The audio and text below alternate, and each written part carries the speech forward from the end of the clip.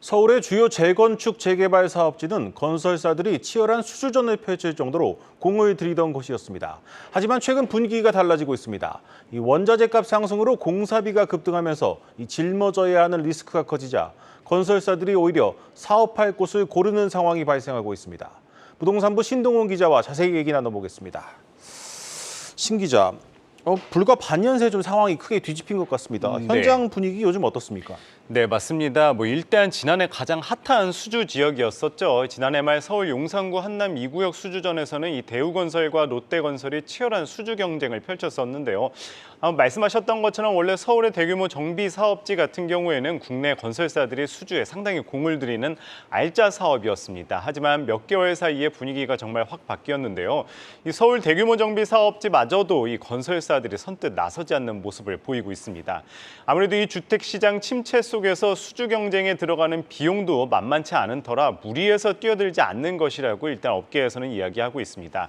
여기에 말씀하셨던 것처럼 최근 원자재값 인상에 따른 공사비 인사 갈등을 빚는 사업지가 늘어나면서 이 건설사들도 굳이 출혈 경쟁을 꺼리는 모습입니다. 이 실제 수익이 나는 사업장만 손을 대고 그렇지 않은 경우에는 들여다보지 않는다는 겁니다. 이 사정이 이렇다 보니 과거 건설사의 수주전에 웃던 정비사업조합은 요즘 건설사 모시기가 여간 힘든 게 아닙니다. 네, 대규모 사업지도 이제 시공사 선정의 난항을 겪으면서 일부에서는 아예 수의 계약으로 시공사를 계약하는 경우도 생기고 있다고요? 예, 맞습니다. 이 정비 사업 같은 경우에는 이 시공사 선정 과정에서 이 두 곳 이상의 시공사가 참여하지 않으면 유찰이 됩니다. 이 두 차례 이상 유찰이 된다면은 단독 입찰한 시공사와 수의 계약을 체결하는데요. 이 최근에 조사해 본 결과 서울 양천구에 위치한 약 1,600가구 규모의 신정 4구역에 이 재건축 정비 사업 조합이 시공사 선정을 위한 두 번째 입찰을 진행을 했습니다. 이 조합은 수의 계약 방식으로 시공사 선정에 나서기로 했는데요. 이 두 차례 현장 설명회에 모두 참석했었던 일단 대우건설을 우선 협상 대상자로 선정을 했었습니다. 이 올해 들어서 서울에서 이 1,000가구가 넘는 소위 대규모 사업지가 수의 계약으로 시공사 선정을 진행한 것은 이 신당 8구역에 이어서 이번이 두 번째입니다. 이 1,200가구 규모 신당 8구역 같은 경우에는 이제 수의 계약을 통해서 이 포스코 ENC가 시공사로 선정되기도 했습니다. 그런데 이 대규모 말고 일부 중소정비 사업지에서는 오히려 조합이 먼저 나서서 공사비를 자체적으로 올리는 곳도 있다고 합니다. 네, 말 그대로 이제 시공사 모시기가 시작된 건데 이 조합이 먼저 인상된 공사비를 들고 건설사에 찾아가는 셈이 된 거네요. 네, 맞습니다. 이 서울 일부 정비사업 단지에서는 이 조합이 먼저 파격적으로 공사비를 인상한 곳도 있었습니다. 이 광진구 중곡 아파트 재건축 조합 2차 시공사 선정에 나서면서 이 공사비를 대폭 올렸다고 합니다. 이 표에 보시다시피 이 조합이 이제 지난해 8월 1차 시공사 선정에 나섰지만 이 공사비 인상 등의 여파로 건설사들이 참여하지 않자 유찰된 바 있는데요. 이 중곡 아파트 조합은 이번 입찰에서 가구 수를 기존 331가구에서 345가구로 이 14가구 늘리는 대신에 총 공사비를 956억 원에서 한 1,280억 원가량으로 약 30%가량 대폭 올렸습니다. 이 통상 정비사업 조합들은 수차례 유찰된 이후에나 이 공사비를 상향 조정하는 게 일반적인데 이 조합은 한 차례 유찰 만에 공사비를 대폭 끌어올린 겁니다.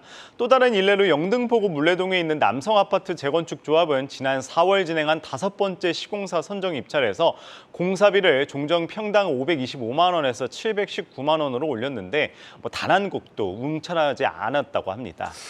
네, 이 7월부터는 이 서울시의 경우 이 재건축 재개발 시공사 선정 시기가 이제 앞당겨지지 않습니까? 예. 사업이 속도를 낼 수 있다는 장점은 있지만 이 시공사 선정이 좀 더 어려워지고 경쟁도 치열해질 텐데 어떻게 보고 있습니까? 네, 맞습니다. 이 서울시 그 조례안 개정안에 따르면은요, 오는 7월부터 이 시공사 선정을 기존 사업 시행 인가 이후에서 이 조합 설립 인가 이후로 앞당겨 시행할 예정입니다. 만약에 이 조합 설립 인가 이후에 사업 시행 인가를 받기까지 1, 2년가량 시간이 소요되는 걸 감안을 했었을 때 이 시공사 선정 시점이 그만큼 앞당겨지는 셈인데요.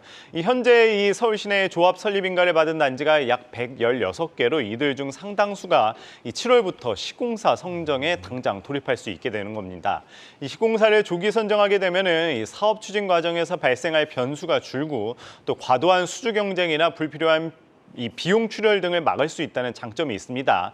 하지만 이 시장 상황을 보면은 이 급격한 물가 상승 등으로 시공사 조기 선정 시 이 입찰 당시와 이 착공 시점의 시차로 인해서 공사비 증액 문제가 더 심해질 수 있다는 우려가 나오게 되는 거죠.